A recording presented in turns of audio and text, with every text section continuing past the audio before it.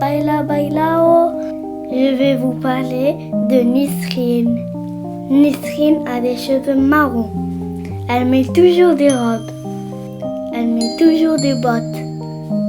Et Nisrine adore chanter. Ma belle Andalouse, aussi belle que jalouse, quand tu danses dans un rêve. Elle est toujours toute seule et elle n'a pas d'amis.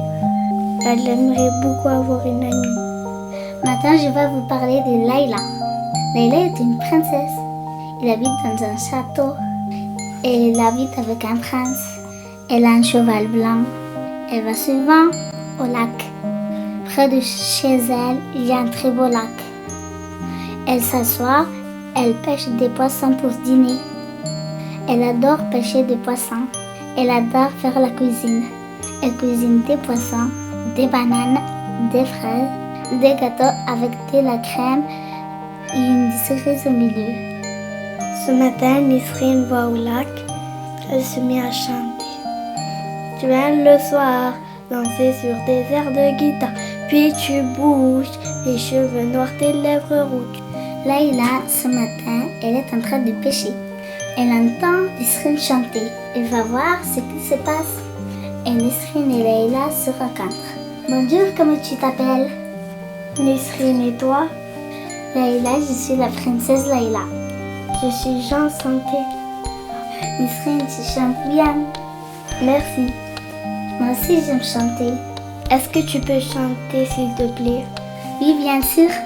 On écrit sur les murs de ces canards des messages pour des jours à venir.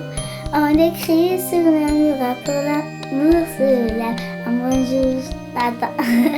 Mais je tremble tout le temps. Nisrine et Layla deviennent amies. Layla l'appelle pour venir dîner dans son château. Ils chantent quand ils ont fini de manger. Et elles chantèrent beaucoup, beaucoup, beaucoup.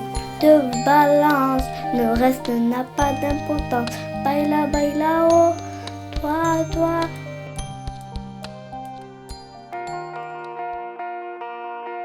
Je vais vous parler de Raphaël. Il vit seul, il travaille, il est architecte. Et aussi, il va sur les chantiers avec son casque jaune. Un jour, Raphaël il fait un geste dehors. Un voleur arrive, il veut voler Raphaël, mais un lion arrive. Il mange le voleur. Le lion, il part. Tout à coup, un girafe arrive. Elle prend Raphaël sur son dos, sans le réveiller. Elle le dépose devant lui. Elle part. Raphaël se réveille. Il ne sait plus où il est. Il dit, j'étais au jardin. Qui m'a ramené là? C'est moi.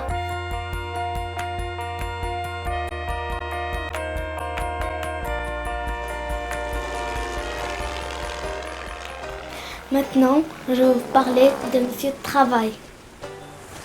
Il n'aime pas travailler. Il trouve toujours des excuses pour pas travailler. Il est magicien et fait des spectacles. Il sait faire disparaître des objets et puis réapparaître. Il a un fils de 8 ans. Son fils s'appelle Monsieur Parleur.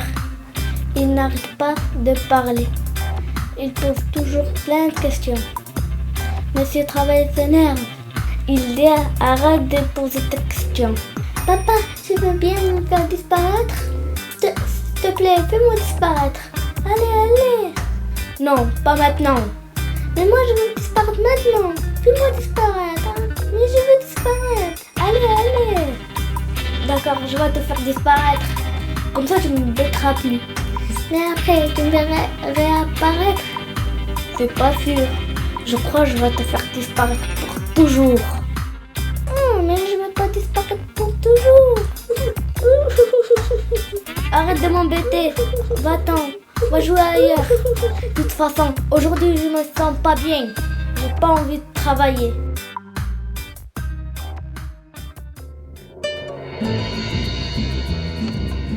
Maintenant, je vais vous parler de mes téléphones. Le conducteur de train.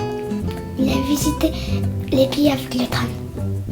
Il est allé en Espagne, en Italie et au Maroc, en Chine, à Paris et à Orange.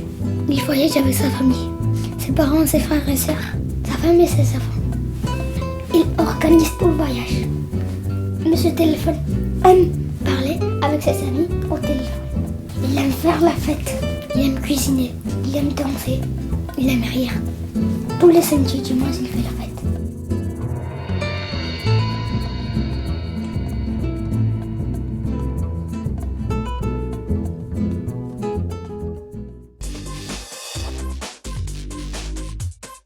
Là, je vais vous parler de Tom. Il a 17 ans. Il est fort en foot. Il a beaucoup de coupes et il a gagné beaucoup de coupes. Il est à Marseille. Il est français. C'est un très bon joueur. Il a fait beaucoup de sport. C'est le plus fort. Il n'a pas de parents. Il a un frère. Et c'est le plus petit. Sur tous les frères, c'est lui le plus fort. C'est lui le plus fort en foot. Dans le foot, il fait des acrobaties. Il a des cheveux pointus. Donc ses cheveux étaient têtes avec les ballons. Et le ballon est par loin. Il court très vite. Très vite comme un éclair. Comme il a un secret. Il boit un potion magique pour battre tout le monde. Il cuit dans une grosse marmite des vers de terre, de l'énergie, les tonnerres et des cheveux bleus. Et même une araignée. Il y a un pied de zombie et des serpents avec deux piquants, mais en deux côtés. Maintenant, je veux parler de Ali. Un voleur arrive. Les enfants dorment dehors. Le voleur l'attrape. Il se réveille et crie « Arrête, laisse-moi !» Le voleur sort un couteau pour la tuer. Ali appelle le papillon. « Papillon, viens, aide-moi, s'il te plaît, aide-moi !» Le papillon arrive. Il prend Ali pour les cheveux. Ali attrape le couteau du voleur. Le papillon emmène Ali en haut de l'arbre. Ali donne le couteau au papillon. Le papillon attrape le couteau avec ses pattes. Il tue le voleur.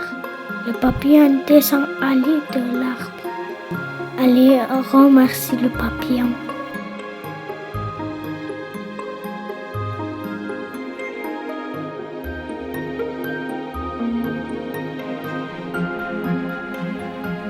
Ali entre dans sa maison. Et dans la maison d'Ali, il y a une girafe.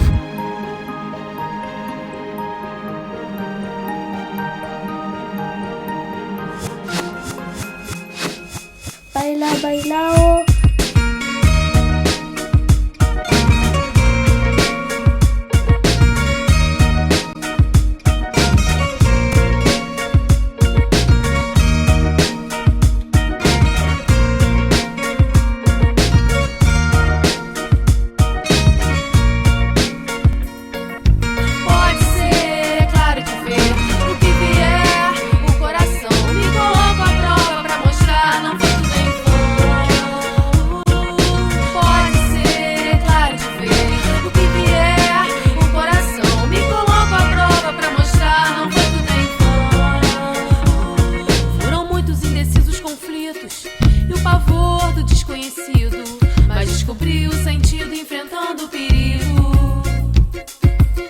Destemida, sumida, ouço os sinos anunciam.